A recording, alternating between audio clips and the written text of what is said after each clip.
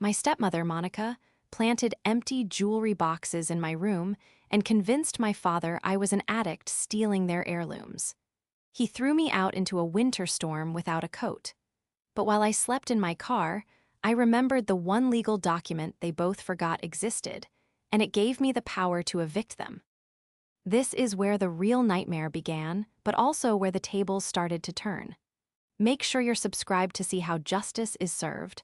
I'm curious, have you ever had to prove your innocence to your own family? Let us know in the comments. The sound of a zipper tearing through the silence of my bedroom was louder than the thunder rattling the window panes. It wasn't me packing my bag, it was Monica. Her manicured hands, usually so careful when holding a glass of Pinot Grigio or adjusting a silk scarf, were currently ravaging my dresser drawers. She was pulling out sweaters, t-shirts, and undergarments and tossing them into a black garbage bag with a violence that made my stomach churn. "I will not have a thief under this roof," she spat, not even looking at me. "I will not have a junkie stealing from us to feed her habit." I stood in the doorway, my hands trembling, clutching the doorframe for support. I was running a fever of 102 degrees.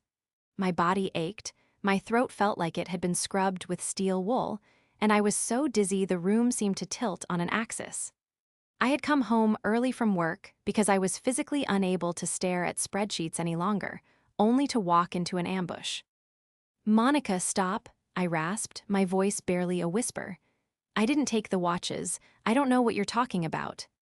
"Richard," she screamed, ignoring me completely. "Richard, look at her lying to your face." My father appeared in the hallway. He looked older than he had just a week ago. His shoulders were slumped, his face drawn and gray. But when he looked at me, his eyes weren't filled with the warmth or concern I had known for 23 years. They were cold, dead. It was like looking at a stranger wearing my father's face. "Dad," I pleaded, stepping toward him. "Dad, I'm sick. I just need to lie down. Please tell her to stop." He didn't move. He didn't step in to stop her from throwing my life into a trash bag. He just held up a small, velvet pouch. I recognized it immediately. It was the pouch he kept his grandfather's vintage watch collection in, the collection he had promised to me on my 25th birthday. "We found this under your mattress, Emilia," he said, his voice devoid of emotion. "Empty." "I didn't put that there," I cried, the tears finally spilling over, hot and stinging on my feverish cheeks. "Dad, think about this. Why would I steal the watches? I have a job, I have savings, I don't do drugs. This is insane." "Addiction makes people do insane things," Monica interjected smoothly, stepping between us. She had stopped packing for a moment to place a hand on his arm, her touch possessive and controlling. "I found the tin foil in her trash, Richard. We know what she's doing. We can't enable this." "It was a wrapper from a sandwich," I shouted, the injustice giving me a momentary surge of adrenaline. "It was from my lunch." "Enough," my father's roar silenced the room. He looked at me with a mixture of disgust and heartbreak that cut deeper than any physical blow. "I won't have it, Emilia. I promised your mother I would raise you right, and looking at you now, I've failed, but I won't let you destroy this family." He pointed to the stairs. "Get out." "Dad, it's pouring rain. I have a fever," I sobbed, my legs giving out slightly. "Please." "Get out." He didn't blink. "You are no daughter of mine until you get clean and return what you stole." Monica shoved the black garbage bag into my chest, the force of it nearly knocking me backward. She smirked, a tiny, imperceptible twitch of her lips that only I could see, before masking it with a look of faux concern directed at my father. I was too weak to fight, too shocked to argue further. I stumbled down the stairs, the bag dragging behind me, clutching my car keys like a lifeline. As I opened the front door, the wind howled, spraying freezing rain into the foyer. I looked back one last time. My father had already turned his back, walking into the living room. Monica stood at the top of the stairs, watching me. As I stepped out into the storm, she didn't say a word. She just reached out and firmly closed the door. The sound of the lock clicking into place echoed in my ears. It was a sound of finality, a sound of severance. But as the rain soaked through my thin work blouse, chilling me to the bone, I realized something that made the bile rise in my throat. The betrayal wasn't that they believed I was a thief. The betrayal was that my father had chosen a woman he had known for 3 years over the daughter he had raised for 23. And he had done it without a shred of proof, discarding me like I was nothing more than the trash bag in my hand. The first night was a blur of delirium and shivering. I drove my sedan to a 24-hour supercenter parking lot 3 towns over, terrified that if I stayed too close, I might drive back and beg. And I refused to beg. I reclined the driver's seat as far back as it would go, wrapping myself in the random sweaters Monica had shoved into the bag. It smelled like lavender detergent, the scent of home. The scent of a house I was now barred from entering. My head pounded with a rhythm that matched the rain drumming on the metal roof of the car. Every time I closed my eyes, I saw the empty velvet pouch in my father's hand. The evidence. It was so clumsy, so theatrical. Who hides an empty pouch under a mattress? If I had stolen the watches to sell them for drugs, wouldn't I have thrown the pouch away in a dumpster miles from the house? The logic was so flawed it was laughable, yet my father, a man who had built a successful logistics company, a man who prided himself on analytical thinking, had swallowed it whole. I checked my phone. 3:00 a.m. No missed calls, no texts asking if I was safe. No, I'm sorry, come home. Just the glowing time and a notification from my bank app saying my checking account balance was low. I tried to sleep, but the cold seeped through the windows. I found myself calculating how long I could survive on my savings. I was a junior forensic accountant at a mid-sized firm. I made a decent salary, but I had been aggressively paying off my student loans and helping my dad with the unexpected costs of the house repairs Monica kept insisting on. My liquid cash was dangerously low. The next morning, the fever had broken, leaving me weak and hollowed out. I drove to a gas station to brush my teeth in the bathroom sink. The woman in the mirror looked haunted. Dark circles bruised the skin under my eyes, my hair was a matted mess. I looked like the addict Monica claimed I was. I decided to try one last time. I sat in the front seat of my car, hands trembling, and dialed my father's number. It rang once, twice, then straight to voicemail. "Hi, you've reached Richard. Leave a message." "Dad," I said, my voice cracking. "I'm at a gas station on Route 9. I slept in my car. Please, Dad, I didn't take them. Just let me come home and we can look for them together. Maybe they were misplaced. Please just call me." I hung up and waited. 10 minutes, 30, an hour. Nothing. Then a text came through. It wasn't from Dad, it was from Monica. "Richard doesn't want to speak to you until you're ready to confess and seek treatment. Do not come to the house. If you step onto the property, I will call the police and have you arrested for trespassing. We are changing the locks today. Get help, Emilia." I stared at the screen, a cold rage slowly replacing the sorrow in my chest. Trespassing.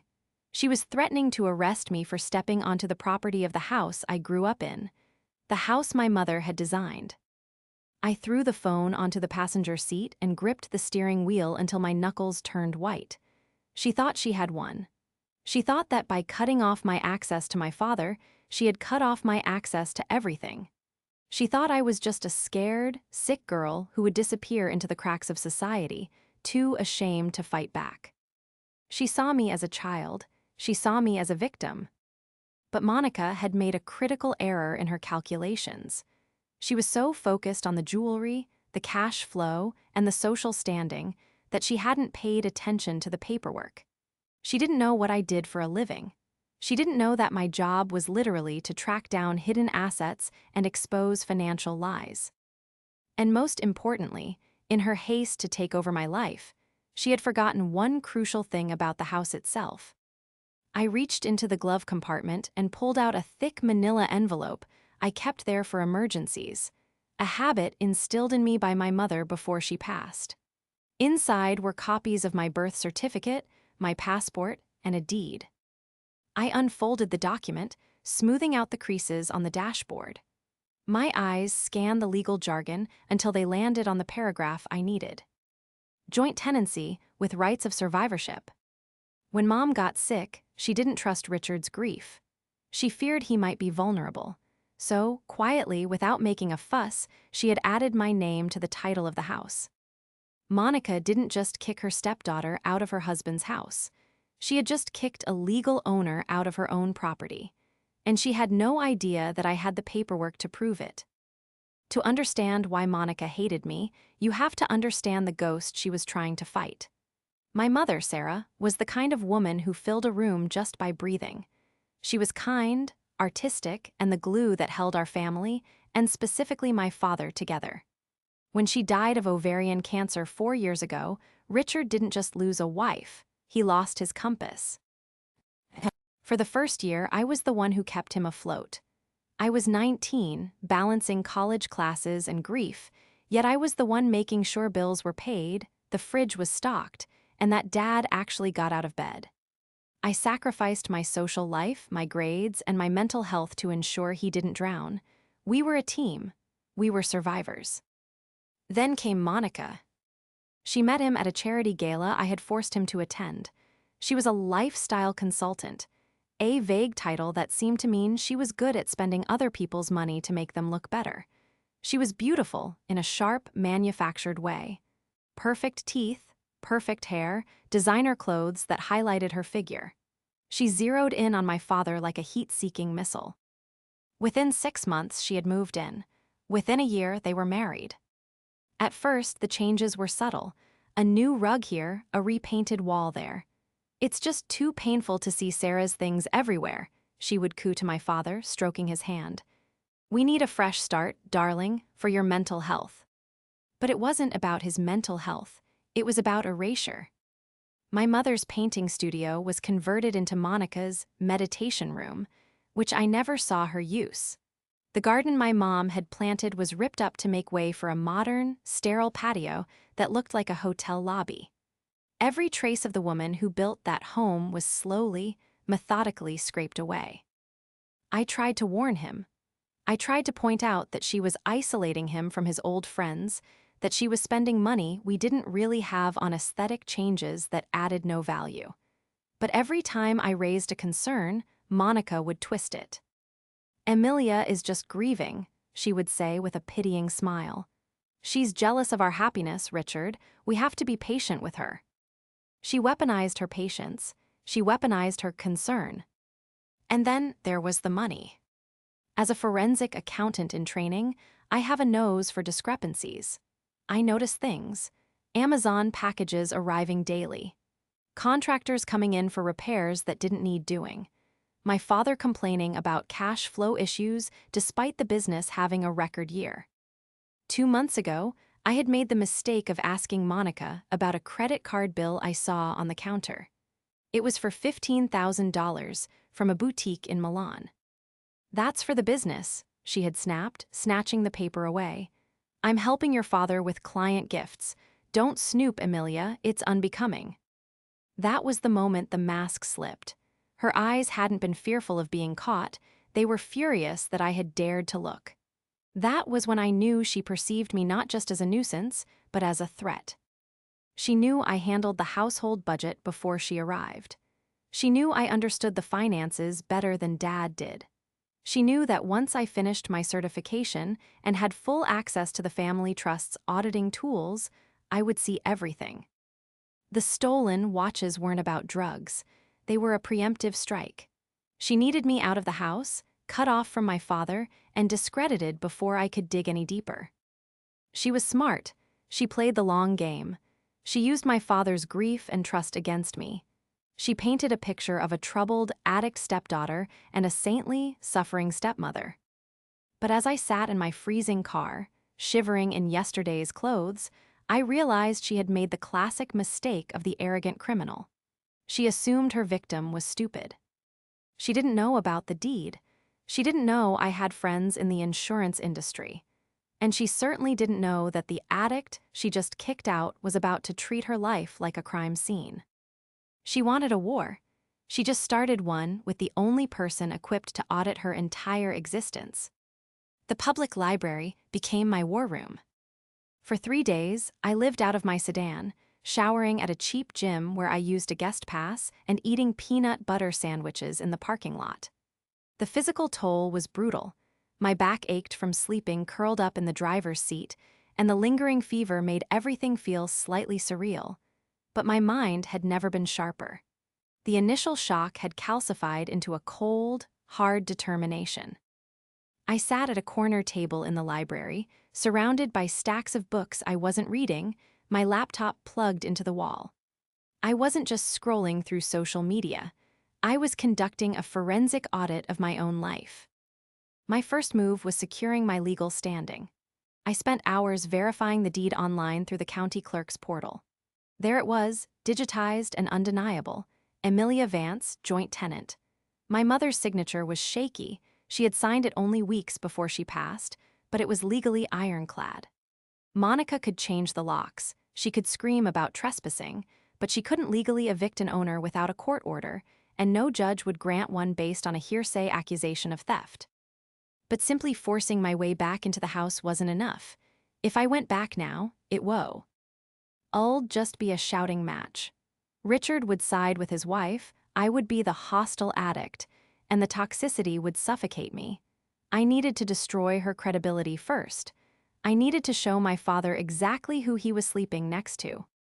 I started with the stolen watches. It was a specific collection: 3 vintage Patek Philippe's and 2 Rolex Daytonas. My grandfather had been obsessed with them. I knew the serial numbers by heart because I had cataloged them for insurance purposes 2 years ago. Insurance. The word triggered a thought. I logged into my father's primary insurance portal. I knew his passwords. He used variations of my mother's birthday for everything, a heartbreaking habit he had never broken. I navigated to the Recent Claims tab. My heart hammered against my ribs. There was a new claim initiated 3 days ago. Theft of personal property, jewelry, watches. The claim value was staggering, $185,000. But as I dug deeper into the policy history, I noticed a modification made just 3 weeks prior. The coverage for high-value items had been significantly increased, and a specific appraisal rider had been added for those exact 5 watches. The appraisal was signed by a J. Sterling. I opened a new tab and searched for J. Sterling appraisals. The website was slick, modern, and completely generic. I ran the business license number through the state database. It didn't exist. I ran the address listed on the contact page. It was a UPS store in a strip mall 3 towns over. "Got you," I whispered, the adrenaline finally warming my cold hands. Monica hadn't just stolen the watches to sell them, she was double-dipping. She was going to sell the physical assets and collect the insurance payout. It was a classic, albeit risky, fraud. But I needed more. I needed to know where the money was going. Why was she so desperate for cash? My father was wealthy, but he wasn't an endless well. I used a skip tracing tool I had access to through my firm, strictly for professional use, but I was past caring about company policy. I plugged in Monica's maiden name, then her previous married name, which I found on an old wedding registry. The results painted a picture of a woman running from a landslide. 3 lawsuits in Florida for unpaid contractor fees. A foreclosure in Nevada 2 years before she met my dad. And a massive, outstanding debt to a boutique lending agency that looked suspiciously like a loan shark operation. She wasn't a lifestyle consultant. She was a professional debtor who moved from city to city, finding solvent men to plug the holes in her sinking financial ship. And right now, my father's inheritance was the only thing keeping her afloat. I didn't call the police. I didn't call a lawyer. I called a locksmith. I waited until I knew Monica would be at her Pilates class and my father would be at the office. I met the locksmith at the house at 10:00 a.m. I showed him my driver's license and the certified copy of the deed I had printed at the library. "I lost my keys," I said, keeping my voice steady, "and I need to change the locks for security reasons." He didn't blink. 40 minutes and $200 later, I was back inside. The house smelled different. It smelled like her perfume, something heavy and floral that masked the scent of old wood and lemon oil my mother had always used. I walked through the living room, noting the empty spaces on the walls where Mom's watercolors used to hang. They were replaced by generic, beige abstract art. I didn't unpack. I sat in the living room, in my father's favorite leather armchair, and waited. At 11:30 a.m., the front door handle jiggled. Then it rattled. Then came the frantic pounding. I walked over and opened the door. Monica stood there, her gym bag over her shoulder, her face a mask of confusion that instantly morphed into rage when she saw me. "What are you doing here?" she shrieked, trying to push past me. I told you I'd call the police." "Go ahead," I said calmly, leaning against the doorframe. "Call them. Tell them you're trying to kick the legal owner out of her own house." She froze. "What?" "The deed, Monica," I said, holding up the document. "Joint tenancy with rights of survivorship. Mom put me on the title. You can't kick me out. You can't change the locks. And you certainly can't sell this place without my signature." Her face went pale, her eyes darting around as if looking for an exit strategy. "Richard doesn't know." "Richard forgot," I corrected, "but the county didn't." Just then, my father's car pulled into the driveway. Monica must have called him the second her key didn't work. He stormed up the walkway, his face flushed with anger. "Emilia," he bellowed, "I told you." "Stop," I said, holding up a hand. The authority in my voice surprised him. He stopped a few feet away, looking from me to Monica. "Before you say another word about tough love or addiction, you need to look at this." I handed him the printout of the insurance policy modification and the fake appraisal. "What is this?" he asked, squinting at the paper.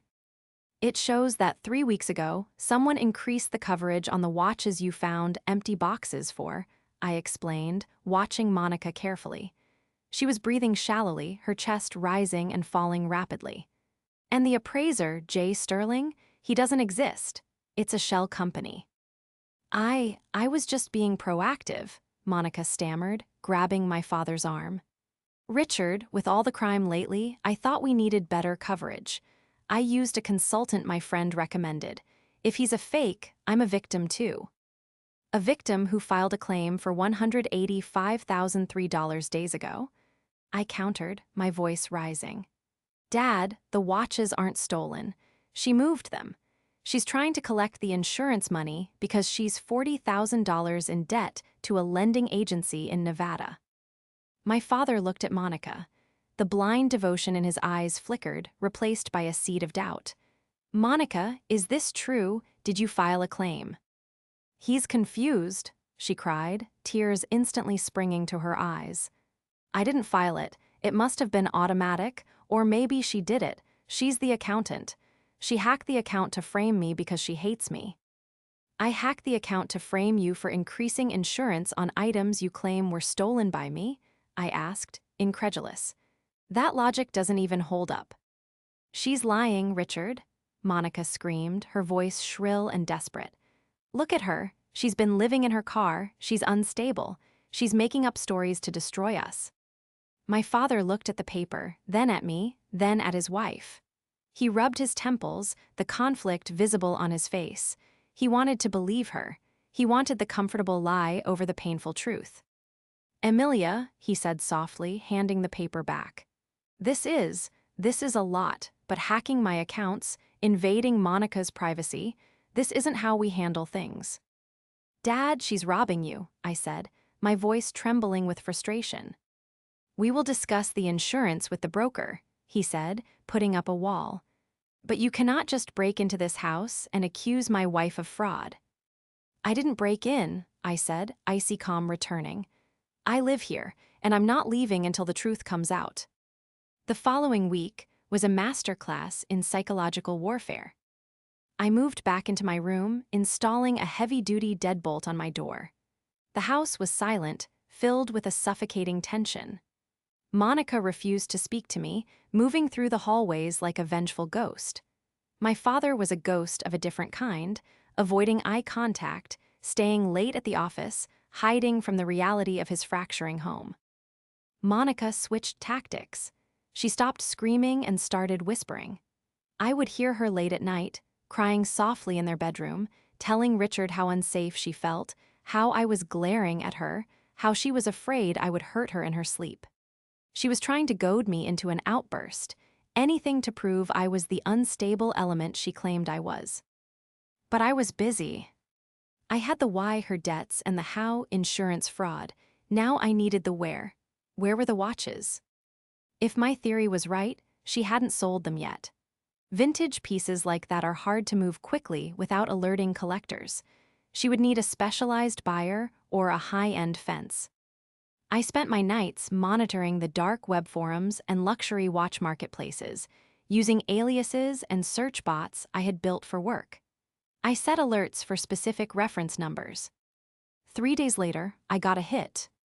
A forum post on a collector's board in Chicago, FS, vintage collection, box and papers missing. Quick sale preferred, cash only. The listing didn't show photos of the serial numbers, but the description matched my grandfather's collection perfectly, down to the specific scratch on the bezel of the 1968 Daytona. The seller's handle was LuxLife77. I cross-referenced the handle. It was linked to an old Instagram account for a Monica Stevens, her maiden name. She had been sloppy. She had reused a username from 6 years ago. I created a burner account and messaged LuxLife77. Interested in the Daytona, can meet in person, cash ready. The reply came within minutes. Chicago is too far, I'm in my state, can meet halfway, Friday noon. She was trying to sell them, now. But the biggest break came from an unexpected source. The boutique lending agency in Nevada. I had called them, pretending to be a loan officer from a bank doing a background check on Monica for a mortgage. We've been looking for her, the man on the phone growled. She skipped town owing us 40 grand. Tell her if she doesn't pay by the 1st, we're sending someone to collect. And we know where she is. We know she married some logistics guy. She wasn't just greedy. She was terrified. The walls were closing in on her, and she was cannibalizing my family to save herself. Friday morning arrived the day of the sale. I didn't go to work. I waited until Monica left the house, carrying a large, structured tote bag instead of her usual purse. I followed her. She didn't go to a halfway point. She drove to a pawn shop in the gritty downtown district, a place that specialized in no questions asked transactions for high-value items. She was desperate. She was abandoning the online sale for fast cash. I parked across the street and took photos. Monica entering with the bag. Monica arguing with the guy behind the counter.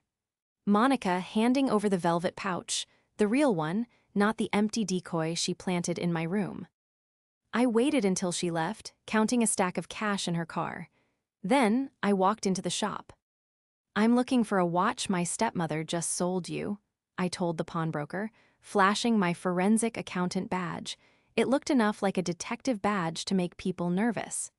It's stolen property involved in an active insurance fraud investigation. If you process this ticket, you're an accessory. The guy went pale. He didn't want the heat. He placed the pouch on the counter. I didn't buy it yet. I gave her a loan. She said she'd be back for it. I need a receipt of that transaction, I said, and the security footage. I walked out with the watches, the receipt, and a USB drive. When I got home, Richard was there early. He was sitting at the kitchen table, head in his hands. Monica was standing over him, rubbing his back, whispering about how they should just sell the house and move to Florida to get away from the stress I was causing. We can start over, Richard, she was saying. Just you and me, away from all this toxicity. I slammed the velvet pouch onto the table. The heavy thud made them both jump. Going somewhere, Monica? I asked, my voice vibrating with adrenaline. She stared at the pouch. The blood drained from her face so fast she looked like a corpse. What is that? Richard asked, looking at the pouch. He recognized it instantly. The watches, I said. The ones I supposedly stole to buy drugs. Turns out they were at Gold Star Pawn downtown. Monica just pawned them for $5,000.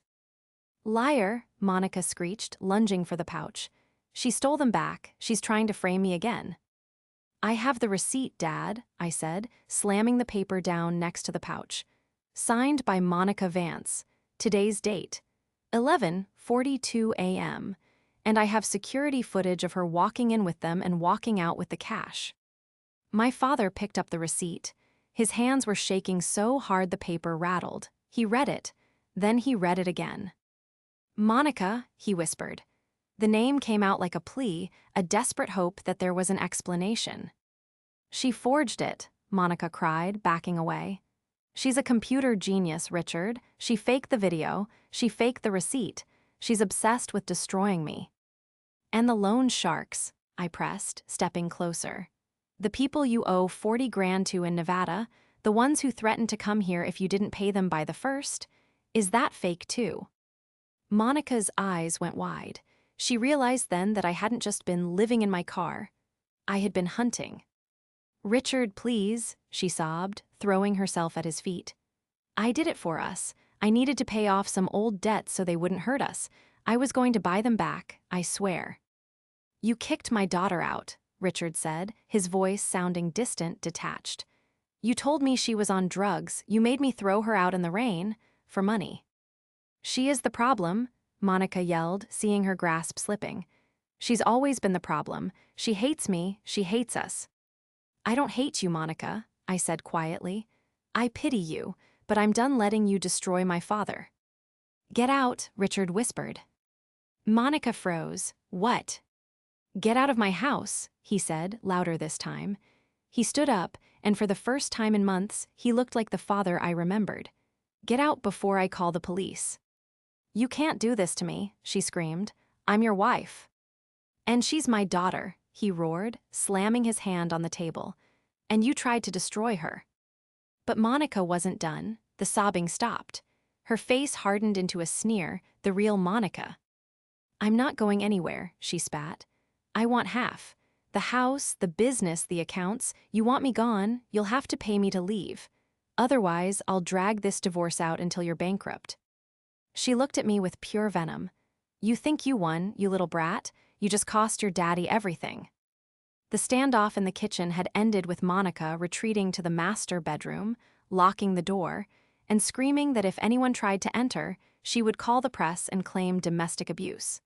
It was a bluff, but a dangerous one. Richard, looking like he had aged 10 years in 10 minutes, slumped at the kitchen table, staring at the velvet pouch of watches as if it were a grenade. She's going to ruin us, he whispered, his voice trembling. The scandal, the business. She'll drag our name through the mud, Emilia. She's vindictive enough to burn the company down just to watch us choke on the smoke. She can't burn anything down if she's in handcuffs, Dad, I said, pouring him a glass of water. My hand was steady, but my mind was racing. I knew Monica's type. She was cornered, which meant she was about to do something irrational and explosive. And I was right. The next morning was the annual Vance Logistics Charity Gala, an event my mother had started 20 years ago. It was the social highlight of the season for our community, and crucially, it was where my father secured his biggest contracts for the coming year. Monica, in her role as the new Mrs. Vance, had taken over the planning with aggressive enthusiasm. At 8:00 a.m., while Dad and I were silently drinking coffee, Monica descended the stairs. She was wearing a silk robe, her hair perfectly blown out, her face masked in expensive creams. She didn't look like a woman who had been caught pawning family heirlooms the day before. She looked like a queen addressing her subjects. I've decided, she announced, pouring herself a coffee as if we weren't in the room. We are going to the gala tonight. We will present a united front. And on Monday, Richard, you will transfer $2 million into my personal account as a spousal security settlement. If you do that, I will agree to a quiet separation. If you don't, she took a sip, her eyes flashing over the rim of the mug. I will announce to the entire ballroom tonight that you and your unstable daughter have been physically abusing me for months. I have the bruises, makeup is a wonderful tool, and I have the tears ready." My father gasped, "You wouldn't." "Try me," she smiled, ice in her veins. "I'll destroy your reputation before the appetizers are served." She turned and walked back upstairs to get ready. "We have to cancel," Dad said, panic rising in his chest. "We can't go. She'll do it, Amelia. She's insane." "No," I said, a plan forming in my mind, cold, sharp, and final. "We are going, and we are going to let her speak." "Are you crazy?" "Trust me, Dad," I said, gripping his hand. "You trusted her for 3 years, trust me for 3 hours." The gala was held at the downtown Ritz-Carlton. The ballroom was dripping in crystals and white roses, Monica's touch. The air smelled of expensive perfume and champagne. As we walked in, Monica was already there, holding court in a shimmering gold gown that cost more than my car. She was laughing, touching the arms of the city's elite, playing the part of the devoted philanthropist perfectly. She saw us enter and glided over, hooking her arm through my father's. "Darling, you're late, and Amelia." She looked me up and down, sneering at my simple black dress. "So brave of you to show your face after everything." She was so confident. She thought she held all the cards.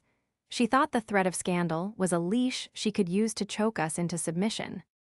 The night progressed. Dinner was served. Speeches were made. I watched Monica work the room, whispering in ears, planting seeds of sympathy, setting the stage for her grand performance. Then it was time for the hostess speech.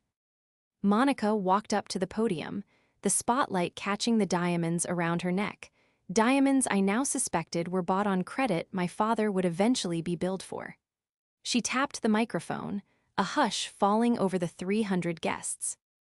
"Thank you all for coming," she began, her voice trembling with practiced emotion. "Tonight is about charity, about giving to those in need, but it is also a night of truth for me." She looked directly at our table. I saw my father stiffen, his knuckles white as he gripped the tablecloth. "I have been carrying a heavy burden," Monica continued, a tear slipping down her cheek. "I have tried to be a mother to a troubled child. I have tried to be a supportive wife. But there are difficulties behind closed doors that a woman can only endure for so long." The room went deadly silent. Guests exchanged uncomfortable glances. This was it, she was doing it. "I am speaking, of course, about the abuse I have suffered," she said, her voice gaining strength. "The emotional manipulation, the threats. It breaks my heart to say this, but my husband Richard and his daughter." "Is now a good time?" A loud, deep voice boomed from the back of the ballroom. Monica froze, the spotlight swung around. Standing at the double doors were 4 uniformed police officers and 2 men in suits, state insurance fraud investigators. "Monica Vance," the lead investigator announced, his voice carrying clearly without a microphone. "We have a warrant for your arrest." A collective gasp sucked the air out of the room. Monica gripped the podium, her face draining of all color. This is a mistake," she stammered into the mic, the feedback whining. "Richard, tell them, this is a prank." "It is no prank, ma'am," the investigator said, walking up the center aisle, his badge glinting in the light. "We have the pawn shop receipts. We have the sworn affidavit from the lending agency in Nevada regarding your identity theft. And we have the digital trail of the fraudulent insurance claim you filed 3 days ago from the IP address at this hotel." "No," she shrieked, backing away as the officers ascended the stage. "I didn't, it was her. It was Amelia, she's the accountant. She set me up." "We also have the footage, Mrs. Vance," the officer said calmly, pulling a pair of handcuffs from his belt. "Of you selling the stolen items. You are under arrest for grand larceny, insurance fraud, and filing a false police report." The entire room watched, paralyzed, as the facade Monica had built crumbled in real time. She looked out at the crowd, the judges, the CEOs, the socialites she had tried so hard to impress, and saw only shock and disgust. She looked at my father. He hadn't moved. He was staring at her with a look of profound sorrow, but also of finality. He didn't stand up. He didn't rush to save her. He just watched.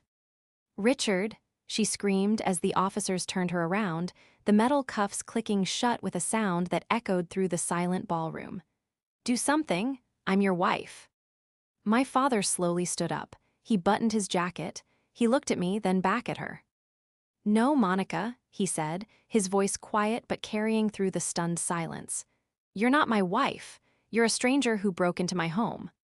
As they dragged her off the stage, kicking and screaming obscenities that would make a sailor blush, I felt a weight lift off my chest that I hadn't realized I was carrying for years. The perfect stepmother, the victim, the socialite, it was all gone. All that was left was a desperate criminal in a gold dress, being led away to face the consequences she had spent a lifetime running from. The days following the gala were a whirlwind of legal chaos, but for the first time in forever, the chaos felt productive. It was the chaos of cleaning a wound, not the chaos of infection. Monica was denied bail. The flight risk was too high given her history of moving states to avoid debt collectors. The state prosecutor, a stern woman who had been at the gala and witnessed the entire spectacle, seemed personally invested in ensuring Monica faced the maximum sentence. The investigation unearthed everything. It wasn't just the watches. There were credit cards opened in my father's name that he knew nothing about. There were contractors paid for renovations that never happened, money funneled into offshore accounts she was building as an escape fund. She had been bleeding the estate dry, preparing to leave him the moment the money ran out. I sat in the living room a week later, surrounded by boxes. But this time, I wasn't being kicked out. We were packing up her things. Every designer dress, every absurd statue, every piece of modern art she had used to erase my mother. It was all going into storage for the lawyers to liquidate to pay back her creditors. My father walked in, carrying 2 mugs of tea. He looked tired, but the gray pallor of stress was gone. He looked like himself again. "You know," he said, sitting down on the floor beside me amidst a pile of shoe boxes, "I found your mother's old easel in the attic. She had hidden it up there." "She didn't hide it, Dad," I said gently. "Monica told the movers to throw it out. I went into the dumpster and retrieved it. I put it in the attic." He flinched, pain crossing his eyes. He set the tea down and looked at me, really looked at me, for the first time in years. "I am so sorry, Amelia," he said, his voice cracking. "I know sorry doesn't even begin to cover it. I was so lonely. And she made me feel like I was alive again. I let that feeling blind me to what was right in front of my face. I let her hurt you because I was too of a coward to admit I had made a mistake." "You were grieving, Dad," I said. "She preyed on that. That's what predators do. They find the wound and they infect it." "That doesn't excuse what I did," he insisted, shaking his head. "I threw my own daughter out in the snow. I believed a stranger over my own blood. I don't know if I can ever forgive myself for that." "It will take time," I admitted. I wasn't going to lie and say it was all fine. It wasn't. The trust was fractured, and it would take years to rebuild. "But you stood up when it mattered. You didn't save her. You let the truth happen." He nodded, wiping a hand across his eyes. "You saved us, Amelia. If you hadn't been so smart, so brave, I would have lost everything. The house, the business, you." "Well," I smiled, a dry, tired smile. "It helps that you raised a forensic accountant. We're stubborn." We sat there for a long time, drinking tea in the silence of the house. It wasn't an empty silence anymore. It was the silence of a slate being wiped clean. 3 months later, the house looked like ours again. We repainted the walls to the warm creams and soft yellows my mother loved. I brought the easel down from the attic and set it up in the sunroom, placing one of her unfinished canvases on it. It felt like she was finally allowed back into her own home. My career took an unexpected turn as well. The story of how I took down a fraudster from my laptop in a library spread through my firm. I was promoted to senior analyst ahead of schedule, with a specialized focus on elder financial abuse and family fraud. I wasn't just checking boxes anymore, I was hunting monsters. As for Monica, she took a plea deal to avoid a 20-year sentence. She got 8 years in a federal facility for wire fraud and larceny.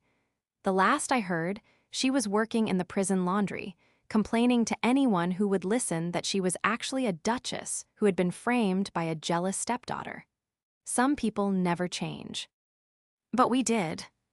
I stood on the front porch, watching the sunset paint the sky in streaks of violet and gold, colors my mother would have loved. My father was inside, cooking dinner, actually cooking, not ordering takeout like Monica always insisted. The smell of garlic and roasting chicken wafted through the screen door. I wasn't just a daughter anymore. I wasn't a victim. I was the protector of this house, the guardian of its legacy. I had walked through the fire of betrayal, frozen in the cold of abandonment, and come out the other side with steel in my spine. They tried to erase me. They tried to break me.